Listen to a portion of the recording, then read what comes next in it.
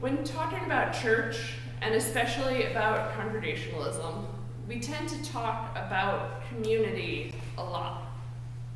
We talk about ourselves as a community, the impact of our church on our physically local community. We talk about joining with other people, often people who are like us in some way or another, to make broader change in the world, to learn together, to become something more together. And when we talk about the theology of congregationalism, this word is even more prevalent. In learning about congregationalism with you over the past 2 years, I've found myself preaching several times about how the practice of congregationalism is that of being in community. That our holy work is about what happens in between us. God or the divine is present when we gather, when we text each other throughout the week, when we show up for each other. Congregationalism believes that the divine is present within each of us individually, but grows when we come together. This, in turn, means that church gets to become an effort in the practice of being human with other humans. Our very theology believes that we are not made to do all of this alone. That being human with other humans is challenging and vital work. And so we come to church to take some time to listen to nice music, to become once more aware of the divine, and to find ourselves and each other over and over again. We reach this practice in the lyrics of a hymn, in moments of meditation and prayer, in teaching children, in seeing friends and loved ones, and also, hopefully, in hearing the sermon. We understand that divinity is within each of us individually, and we feel connected to the divine in nature through study and in prayer. We know that the presence of divinity is just as strong in the forest as it is in a factory or cubicle, as it is in the inside of the church building itself. But we also know that our power and sense of divinity can grow as we come together, whether that's for building feelings of friendship and camaraderie, or for creating social change. All of these different ideas and definitions sometimes get distilled into the frequent, if not occasional overuse of one word, community.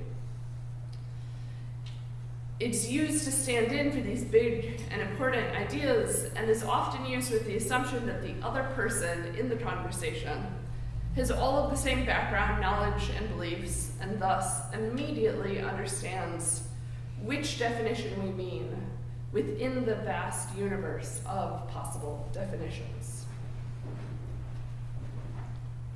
From what I can tell, a lot of our use or even overuse of that word within liberal Protestant religion comes from the phrase beloved community, originally coined by Josiah Royce and then made popular by the Reverend Dr. Martin Luther King Jr.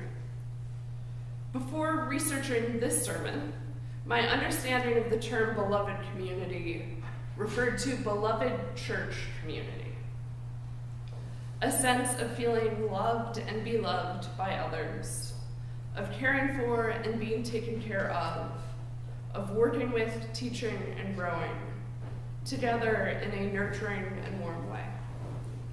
Beloved community, in my earlier understanding, was about this ideal of church community, somewhat a haven from the rest of the world. Not that that's always easy. Beloved community comes with difficulties too. Committee meetings getting slightly heated as folks sharing different views, both powered by their love for the church and desire to do what's best. People slipping up or unable to follow through with the commitment as life gets in the way. The Reverend Nadia Bolz-Weber refers to these as holy abrasions, the moments where we rub up against each other in sometimes painful ways, but still with the understanding that each of us is beloved. I found beloved church community in unexpected generosity, someone I barely know letting me borrow their car and then greeting me with a warm apple turnover when I come to pick it up.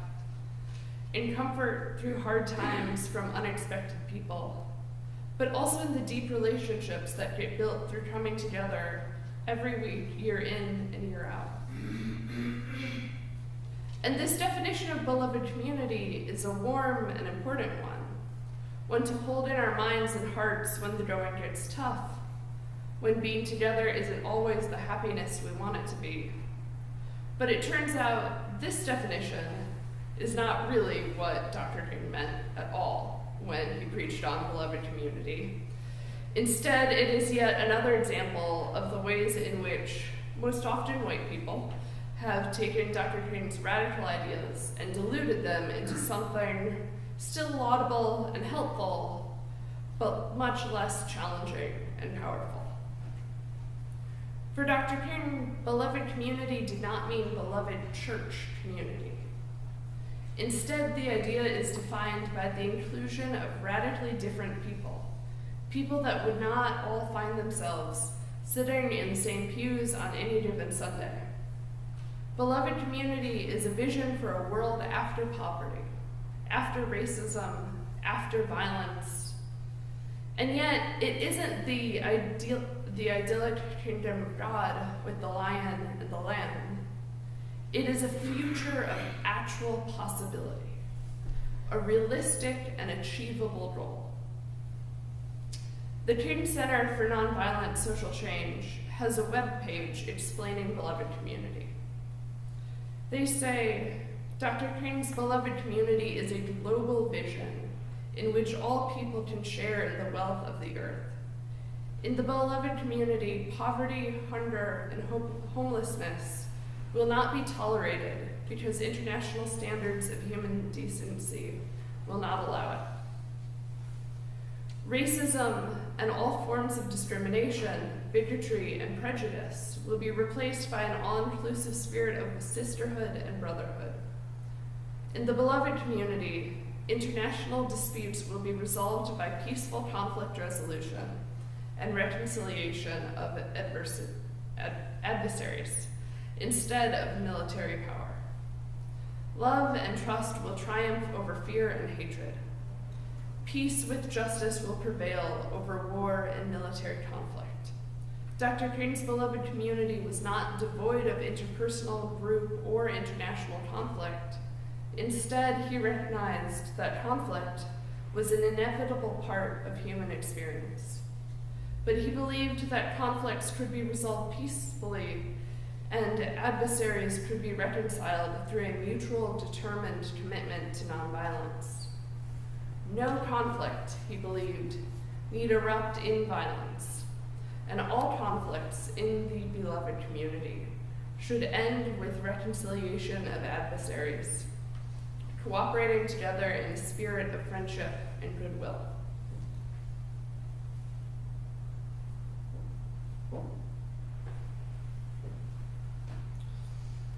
So our second reading was from Dr. King's sermon entitled Loving Your Enemies. The sermon explores the true difficulties involved in loving your enemies. It reads somewhat as an explanation of the motivation for nonviolent social change. That someone may hate you for your skin color, your identity, for your very being, that someone may wish you severe harm, and yet nonviolent social change is a practice of loving them anyways, of not responding in fear or anger, instead by being present with the other person in that moment. King explains it as the most powerful way to create change, but also as a true orienting of what it means to be a Christian person of faith, of what it means to know the love that is created between people in community together.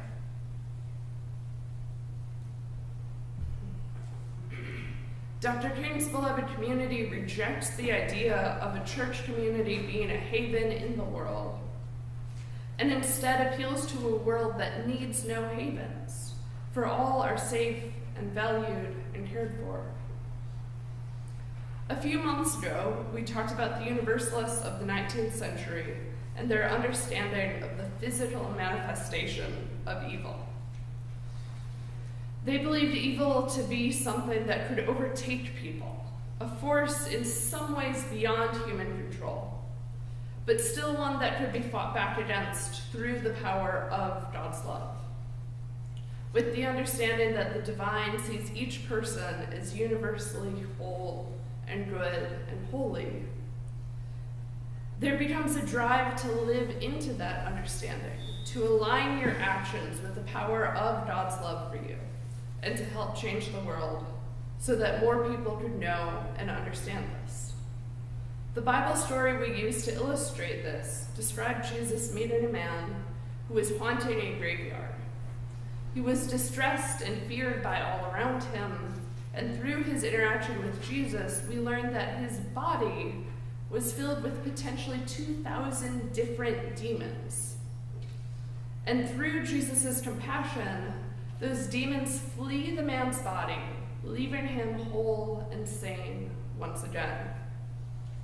This is also a story of loving your enemies. Now, the Universalists certainly were not pacifists. They did not believe in waiting in the hope that evil would get bored, give up, and go away, which, to be very clear, is not what nonviolent action is. But they also did not have the protective class privilege of the Unitarians and Congregationalists. They knew that something had to be done about the presence of evil right now. And they also knew that it was possible to make beloved community on earth. They held the same goal of ridding the planet of human-created suffering and wars, of poverty and racism, of hell here on earth. Dr. King's beloved community pushes us to grow outside of our insular church community. While a community of church members caring for each other is deeply important, it is not enough. It is not enough for us to create a haven from the rest of the world. Our theology of community does not need to be limited to learning how to be together only with other church members. If we truly believe in the divinity within each person, we find a moral imperative to work for a world where all people can thrive. Our own church community is not enough. To limit our definition of beloved community to simply ourselves and those around us ignores the strength in our theological heritage, as well as the strength of love born in community for change in the world.